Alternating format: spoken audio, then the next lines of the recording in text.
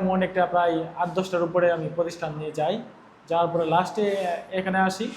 আসার পরে তাদের যে কথা এবং তাদের যে গাইডলাইন এবং যে ফ্যাসিলিটি সেই বিষয়ে আমি জানতে পারি এবং আমার কাছে মনে হয় যে অন্যান্য ইয়ে থেকে এটা better.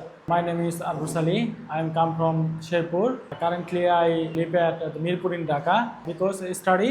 I am a student and I have completed my graduation in Bachelor of Business Studies from Sherpur Golf College, Sherpur Town, Sherpur.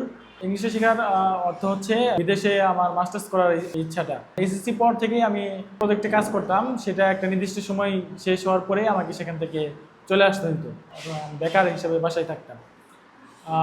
তখন একটা নিজের মধ্যে বোরিং কাজ করতো যে এখন আমি কি করব, কিংবা এখন যে চাকরির বাজার সেখানেও নিজেকে কোনো একটা জায়গায় স্থায়ী করাও খুব একটা কঠিন। সেদিক থেকে হতাশা কাজ করতেছিল। তখন আমার ভাই এবং আমার একজন স্যার তিনি বলতেছিল যে তুমি এসব না করে তুমি সময় নষ্ট করতেছো, এমন জায়গায় সময় নষ্ট করো যেন তোমার ভবিষ্যতে তোমার সেটা কাজে লাগে। পরবর্তীতে তারা আমাকে পরামর্শ দিল যে তুমি আইএলটিএস করো। তুমি আইএলটিএস করলে হয়তো তুমি যদি দেশের বাইরে নাও আসো, তুমি যদি দেশে থাকো তা ভালো কিছু করতে পারবা। সেই দিক থেকে চিন্তা ভাবনা করে আমি আইএলটিএস করার চিন্তা ভাবনা নেই এবং তার জন্য আমি ঢাকায় আসি। এসে 3 দিন একটানা থাকি। থাকার পরে বিভিন্ন প্রতিষ্ঠানে যাই, যা তাদের সম্পর্কে জানার চেষ্টা করি এবং তাদের কোর্স ফি এবং কি তারা কীভাবে ছাত্রদের গাইড দেয় সে বিষয়ে আমার একটা জানার আগ্রহ জাগে যে যেহেতু এটা ভর্তি হব, যেখানে সবচেয়ে ভালো এবং যে বেস্টটা পাবো সেখানে আমি ভর্তি হব। পরে এইভাবে এমন একটা প্রায় ৮-১০টার উপরে আমি প্রতিষ্ঠান নিয়ে যাই। যাওয়ার পরে লাস্টে এখানে আসি। আসার পরে তাদের যে কথা এবং তাদের যে গাইডলাইন এবং যে ফ্যাসিলিটি সেই বিষয়ে আমি জানতে পারি এবং আমার কাছে মনে হয় যে অন্যান্য ইয়ে থেকে এটা বেটার এবং যে একটা কোর্স ফি অন্যান্য প্রতিষ্ঠানের থেকে এখানেও একটা রিজনেবলের মধ্যে আমি পাইছি, যেটা আমার সামর্থ্যের মধ্যে।